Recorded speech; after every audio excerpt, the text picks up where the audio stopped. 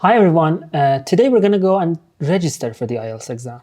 We talked a lot about planning, preparing, and the importance of practice throughout the period of time that you have left until the day of your exam. One of the things I told you guys quite early in our course was the fact that if you're really serious about taking IELTS and you're planning to get a good score and everything, you're planning to be dedicated to your practices, it is a great idea to register for the test. When you register for the test, you have a clear deadline, you have a clear roadmap ahead of you, and you're more motivated to dedicate your time to study and practice for the IELTS exam. So if you haven't registered, today's lesson would be a nice opportunity for you to go and do that. Make sure that you're becoming more serious about your preparation.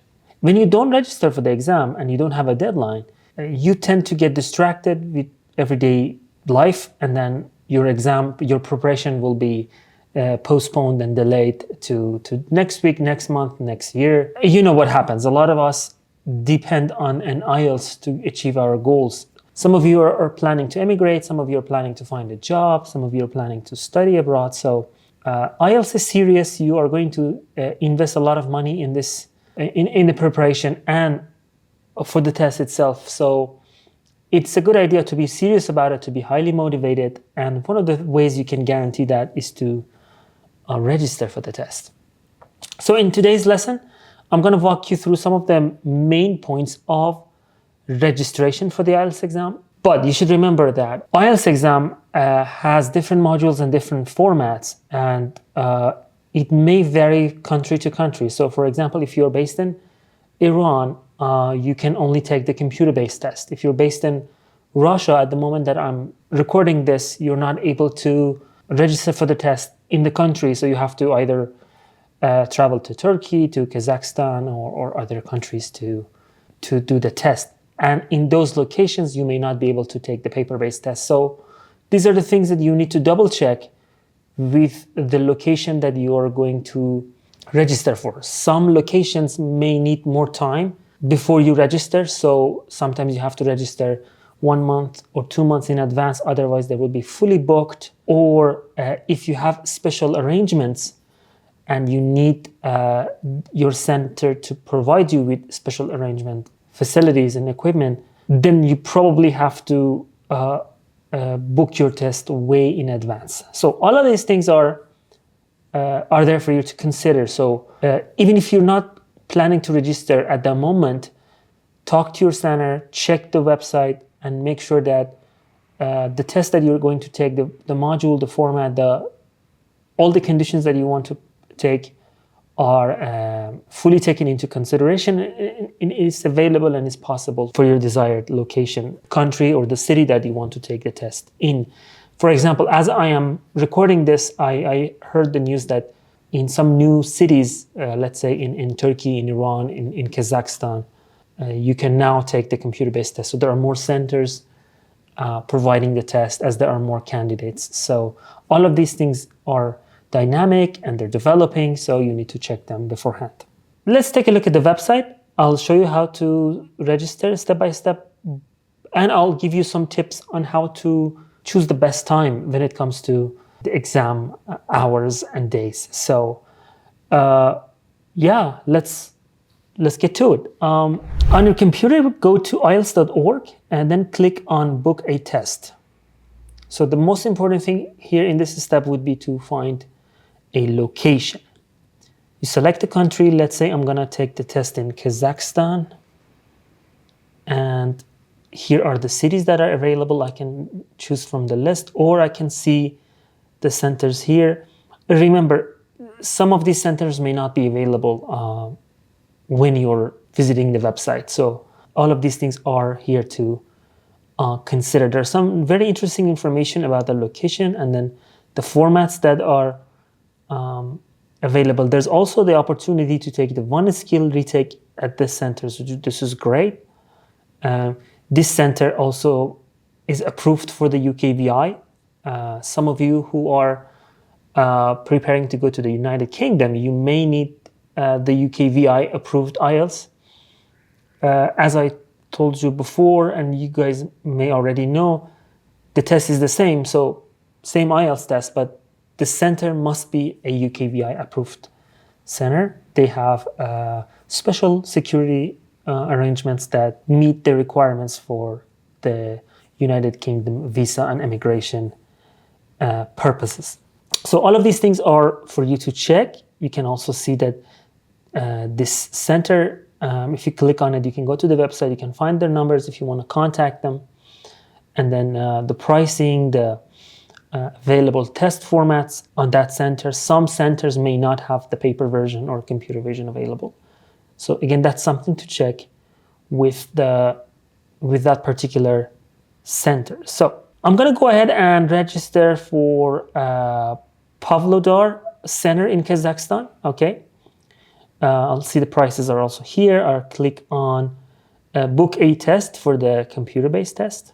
So depending on your location, you may be directed to a different page, a different landing page. So I choose academic IELTS. So people with special requirements, such as a disability, can also take the IELTS exam. But when they are registering, they need to do two things. First of all, they need to make sure they register way in advance for the center to be able to provide you with those arrangements. And also, when you're registering or you're having someone else register for you, make sure that you mention that you require special arrangements. So depending on your special needs, the center may have the possibility or may need time to provide them. So as you see that, for example, if you are hearing impaired, you can also require for amplification facilities. And then you can talk to the, contact the center to learn more about these arrangements. So interestingly, I see a calendar here. As you see, all of these seats are taken. This is really interesting. So this center is either quite busy or does not hold a lot of tests. So this can also happen. I'm going to find a month where test is available. Oh, I see that in April 2025, there is a Saturday available. So I double check to make sure that the dates are as I want them to be. On this day, unfortunately, there is only paper-based test available. Let's proceed.